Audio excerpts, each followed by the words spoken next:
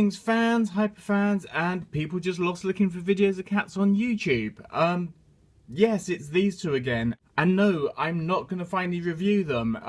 In fact, this is kind of me saying goodbye to these two, because whilst I am going to be talking about two new bots, mainly I'm talking about upgrading collections. I got these two as the double pack that was exclusive in the UK to Woolworths, which shows you how long I've had those. And they've both had upgrades. Optimus had the upgrade kit that actually my video still turns up first if you Google for. Actually, you can link to that there. And the Megatron has had, well, a hell of a lot of work done to him. Completely painted him up, changed the arms, found this very strong LED in his fusion cannon, and somebody gave me the ball and chain so that they could do the Dam Top battle from that first couple of episodes. And I've actually really liked these figures. They've got very cool light piping. That on the replacement head, and that nice red glow on the original. And I've kind of made a lot of my collection around this scale, but I've always found Megatron a little bit disappointing because I am a filthy G1er and I want him to turn into a Walther PP9. There has been a couple of Megatrons that turn into gun come out. Hasbro and Takara did quite a nice one, but it turned into a Nerf gun. There's been a couple of third-party ones, but they're very much on the masterpiece scale, which is a whole can of worms that I do not want to open. But then there was Hegemon. I was very lucky recently to find him on eBay at, you know, sub 50 quid, which I thought was a fantastic deal. And it has literally just turned up. So I've got no idea, you know, what kind of a state this guy's in. He is fully boxed, and you know that I'm not gonna be keeping him that way. So let us release him from his cardboard prison. Now, opening up that clamshell, he's got the mace and chain. That's cool. Proper metal chain on that. He's got the grey head, which is apparently the one with the broken light piping. I take it that just means something in there has snapped, so I'll be a little bit careful opening that up. And there is Hegemon himself, looking a hell of a lot more like G1 Megatron than I could have hoped for, really.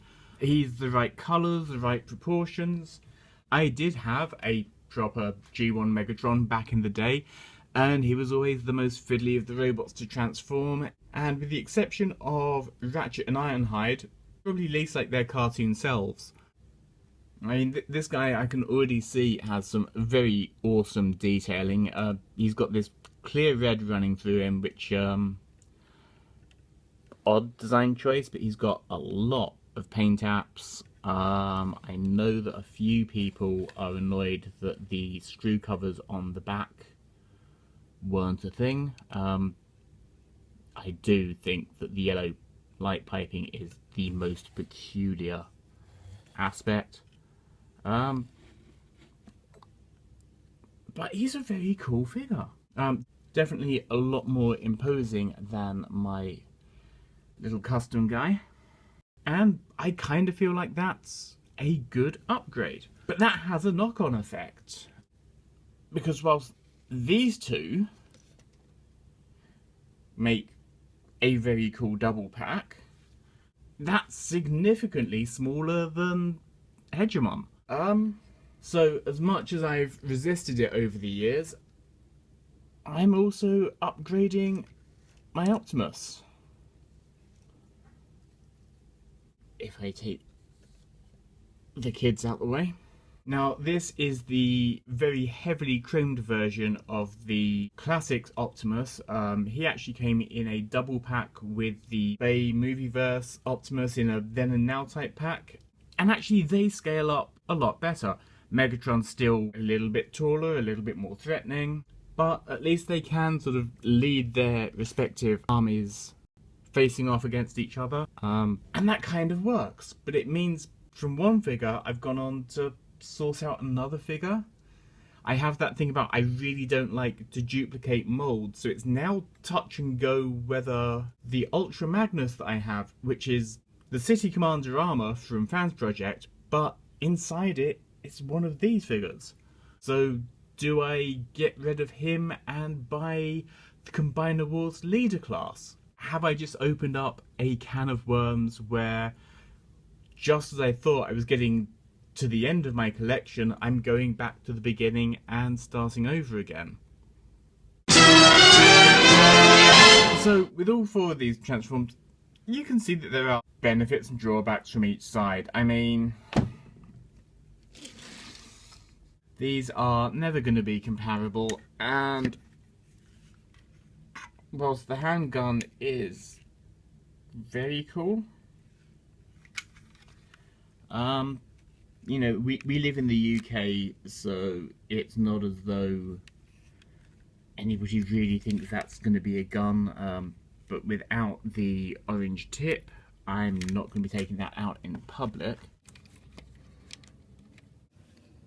We've seen this in every colour, in every collection for the past, wow, I was going to say 10 years, but we're probably going up to 15 or 20.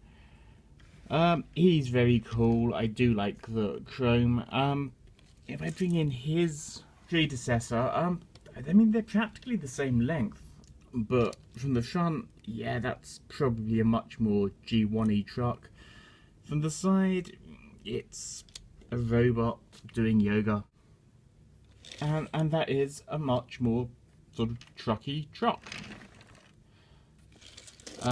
If I bring in the old Megatron, which was adapted a little bit by me,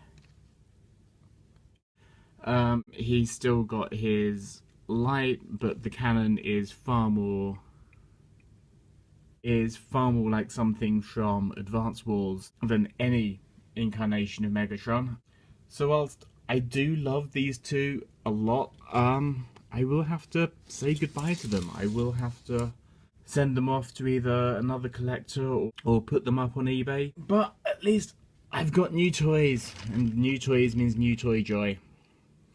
New toys also mean I have a new quest to go on. Whilst Megatron does come with his mace, I was quite happy to get the axe and the G1 style blaster for my little deluxe size Optimus, but they're just not going to look good on a Voyager, and I'm going to have to start looking again. At least I've got a heads up with the trailer. If you like this video, hit thumbs up. If you like my other videos, hit subscribe if you haven't already. Let me know what you think about updating your collection. Either leave me a comment below or catch me on Twitter. This has been Hegemon, then and now Optimus Prime. I've been Macula, and as always, if you're keeping the mint in package, you're not a toy collector, you're a box collector. Till next time. Nice!